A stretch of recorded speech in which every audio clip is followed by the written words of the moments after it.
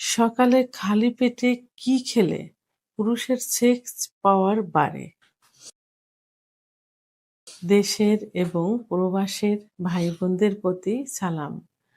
আসসালামু আলাইকুম। আমি প্রভাষক ডাক্তার রিক্তা পারভীন, হোমিওপ্যাথি এবং আয়ুর্বেদিক চিকিৎসক। চেম্বার সেবা হোমিও কমপ্লেক্স অ্যান্ড সেবা ডিজিটাল ল্যাব, উপজেলা মডেল মসজিদের পূর্ব পাশে, শিমুলিয়া, মাগুরা।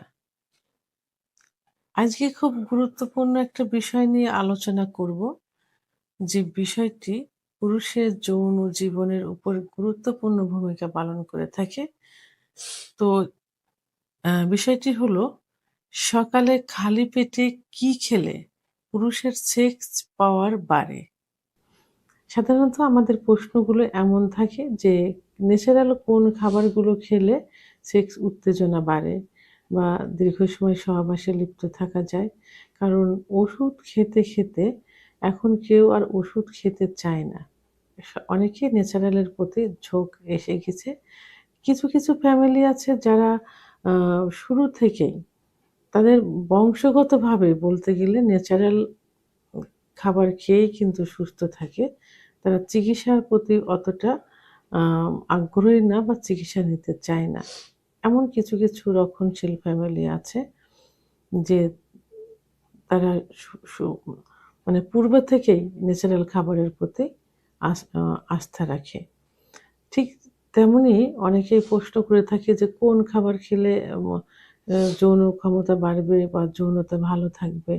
কারণ ওষুধ এখন অধিকাংশ ওষুধই অন টাইম হয়ে গেছে। এটা অনেকেই বুঝতে পেরেছে।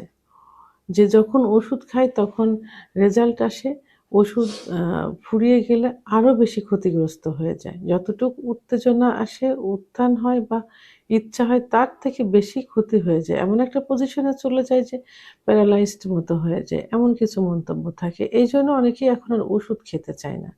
মূলত ন্যাচারালের প্রতি ঝোঁকটা বেশি। আর ন্যাচারাল মানেই কিন্তু ভেষজ, তাই না?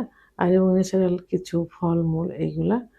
তো তো আজকে আমি এমন কিছু খাবার নিয়ে আলোচনা করব, যে খাবার খেলে পুরুষের সেক্স ইচ্ছা, উত্থান সব বৃদ্ধি পাবে এবং সেটা স্থায়ীভাবে থেকে যাবে। তো মেডিকেল সায়েন্স অনুযায়ী আজকে আমি এই বিষয় নিয়ে আলোচনা করব। যৌন ক্ষমতার উপর প্রভাব ফেলে ৪ টি জিনিস। সেই ৪ টি জিনিস কি? টেস্টোস্টেরন অর্থাৎ পুরুষের হরমোন, ব্লাড ফ্লো বা রক্ত চলাচল, নার্ভাস সিস্টেম অর্থাৎ স্নায়ুর শক্তি, এনার্জি মেটাবলিজম শারীরিক শক্তি উপাদান। এই ৪ টি আ সু আ আ যৌন ক্ষমতার উপরে প্রভাব ফেলে। তো এখন এই আ ৪ টি জিনিসকে ঠিক রাখার জন্য খালি পেটে খাওয়া কিছু খাবার এই ৪ টি জিনিসের সরাসরি কাজ করে থাকে। তো আজকে আমি সেই ৪ টি খাবার নিয়েই আলোচনা করব। তো মূলত আমি যে বিষয় নিয়ে যে খাবার নিয়ে আলোচনা করব, এটা দেখা গেছে যে আ মানে আমি ইসলামিক দৃষ্টিকোণ থেকে যেটা বলব, যে আমার মহানবী সাল্লাল্লাহু আলাইহি ওয়াসাল্লাম বলেছেন মানুষের আ রোগ মুক্তির প্রধান ২ টি খাবার হলো কালো জিরা এবং মধু।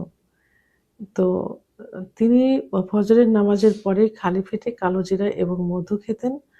তো অনেকের ধারণা এবং বিজ্ঞানসম্মত যে আ কালো জিরা কিন্তু অধিকাংশ রোগেরই মহা ঔষধ। ক্যান্সার রোগ পর্যন্ত কিন্তু কালো জিরা প্রতিরোধ করে। তো এইভাবে কয়টি খাবারের নামই বলব। ১ম যেটা বলব সেটা হলো খেজুর। খেজুরের ন্যাচারাল টেস্টোস্টেরন আ আ বুস্টার করে। এটাতে থাকে ফ্রুক্টোজ, গ্লুকোজ, পটাশিয়াম আ ইত্যাদি উপাদানগুলো থাকে যেগুলো টেস্টোস্টেরন হরমোন তৈরি করে। যৌন শক্তি বৃদ্ধি করে, রক্ত চলাচল বৃদ্ধি করে এবং সহবাসের সময় বাড়িয়ে দেয়। সহবাসে অধিকাংশ সময় বাড়িয়ে না দিলেও সহবাসে কিছুটা সময় বাড়িয়ে দেয়। এটা খেজুরে এটা করে থাকে। তা এই খাবারটা সাধারণত সকাল ৬টা থেকে ৭টার মধ্যে খালি পেটে এটা খেতে হবে। আ ২য় যেটা বলব সেটা হলো ডিম। ডিমে পর্যাপ্ত পরিমাণে জিঙ্ক থাকে। যেটা টেস্টোস্টেরন হরমোন বৃদ্ধি করে, বীর্য ঘন করে, ক্লান্তি দূর করে থাকে। এই ডিমটা সকালে খালি পেটে খেতে হবে। ৬টা-৭টার মধ্যে খালি পেটে খেতে হবে। ৩ নাম্বার যে খাবারটি বলবো সেটা হলো কালো জিরা। কালো জিরাকে ব্ল্যাক সিড বলা হয়। কালো জিরাতে থাকে অ্যা থাই থাইকো থাইমোকুইনাইন থাকে কালো জিরাতে, যেটা নাইট্রিক অক্সাইডকে বাড়িয়ে দেয়। তো এই কালো জিরা কখন খেতে হবে? এই কালো জিরা সাধারণত এর ১ চিমটি খেতে হবে ফজরের নামাজের পরপরই খালি পেটে ১ চিমটি খেয়ে দিতে হবে। তো কালো জিরার কাজ হলো লিঙ্গের রক্ত প্রবাহ বাড়িয়ে দেয়, ইরেকশনে সাপোর্ট করে এবং শরীরে প্রদাহ দূর করে। অর্থাৎ লিঙ্গের ভিতর যে রক্ত চলাচল, এই রক্ত চলাচলটা কিন্তু কালো জিরায় আ বাড়িয়ে দেয় এবং কিছু গায়ে কিছু ব্যথা বিষ থাকে, যে ব্যথা বিষগুলো কালো জিরাতে কিন্তু দূর হয়ে যায়। আ ৩ নাম্বার ৪ নাম্বার যেটি বলব সেটা হলো মধু বা হানি যেটা বলে। এটা এটা শরীরে এনার্জি বৃদ্ধি করে, টেস্টোস্টেরন হরমোন বৃদ্ধি করে থাকে, উত্তেজনা বৃদ্ধি করে, স্ট্যামিনা বাড়িয়ে দেয়, যৌন অঙ্গের রক্তচাপ স্থিতিশীল হয়। তো এই মধুটাও খেতে হবে কখন? মধুটা খেতে হবে ভোরে অর্থাৎ ফজরের নামাজের পরে খালি পেটে। আপনারা চাইলে কালো জিরা এবং মধু একসঙ্গে মিক্সড করে খেতে পারেন। তবে যাদের উচ্চ রক্তচাপ থাকে, আ যাদের ডায়াবেটিস থাকে, তারা মধু আ একটু কমিয়ে খাইতে হবে। তবে মধুতে কিন্তু ন্যাচারাল সুগার থাকে। তো এই মধু যদি সরাসরি কেউ দেখেন যে গাছের থেকে অর্থাৎ চাকের থেকে ভেঙে নিয়ে আসছে, তাহলে ওই মধু কিন্তু দিনে ৩ চামচ খাওয়া যায় ডায়াবেটিস রোগীদের জন্য। আর বাজারে যে মধু পাওয়া যায় ওটাতে চিনি থাকে। তো এইগুলো কিন্তু ডায়াবেটিস বাড়িয়ে দিবে।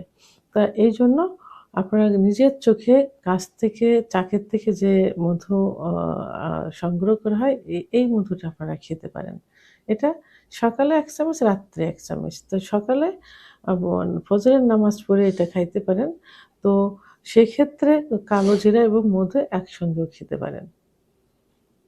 ৫ নাম্বার সর্বশেষ যেটা আমি বলব সেটা হলো গরম পানি এবং লেবু। লেবুতে কি থাকে? লেবুতে ভিটামিন সি থাকে, যেটা রক্ত পরিষ্কার করে এবং রক্ত চলাচলে আ সাহায্য করে থাকে। রক্তনালী পরিষ্কার করে রক্ত সঞ্চালন উন্নত করে, স্পার্ম মোটিলিটি বাড়াতে সাহায্য করে, অর্থাৎ যে শুক্রাণুকে সুরক্ষিত করে। শুক্রাণু সঠিকভাবে কিন্তু আ স্বাস্থ্যসম্মত সঠিকভাবে তৈরি করে। তো এইজন্য এই গরম আ আ ১ গ্লাস গরম পানির ভিতর কুসুম গরম পানির ভিতরে ১ চামচ লেবুর রস দিয়ে এটা খেতে পারেন। সকালে খালি পেটে ৬টা-৭টার মধ্যে খেতে হবে। তো এখন যে ন্যাচারাল ৫টি খাবার আমি বললাম, এই ন্যাচারাল ৫টি খাবার যদি আপনারা নিয়মিত ১ মাস অর্থাৎ ৩০ দিন খেয়ে যান, তাহলে কিন্তু খুব ভালো একটা রেজাল্ট চলে আসবে। আপনার যৌন ক্ষমতা বাড়িয়ে দিবে, আ যৌন ইচ্ছা বাড়িয়ে দিবে, অর্থাৎ যৌনতা খুব আ গুরুত্বপূর্ণ একটা ভূমিকা পালন করবে। তো এখানে যারা ডায়াবেটিস রোগী থাকে, সেই ডায়াবেটিস রোগীদের খেজুরে ন্যাচারাল সুগার থাকে। খেজুর আপনারা ৩ টা খাইতে পারেন দিনে। এটাতে ন্যাচারাল সুগার থাকে। আর উচ্চ রক্তচাপ যাদের থাকে সেই ক্ষেত্রে ডিমটা প্রতিদিন ২ টা না খেয়ে ১ টা ডিম খেতে পারেন। ১ টা ডিম। তো এইভাবে আ যদি এই নিয়ম মেনে এই ৫ টা খাবার যদি নিয়মিত খাওয়া যায়, তাহলে আপনাদের লাইফে যে ঘুম যাদের কম হয়, ঘুম হতে চায় না, তাদের উন্নত ঘুম হবে, বীর্যের গুণগত মান ভালো থাকবে, ইরেকশনটা সঠিক হবে। সর্বোপরি এটাই বলব যে যৌন ক্ষমতা আ ফিরে আসবে যদি হারিয়ে যায়, এবং যদি ভালো থাকে তাহলে ভবিষ্যতে আরো ভালো রাখবে। অন্তত ৩০ দিন খেতে হবে। এরপরে যে মাঝে, মাঝে এটা খেতে হবে। আর কালোজিরা, মধু এটা রেগুলার খেয়ে যেতে হবে ফজরের নামাজের পরে। ভিডিওটি সম্পর্কে যদি কোনো মতামত থেকে থাকে অবশ্যই কমেন্টসের মাধ্যমে জানাবেন।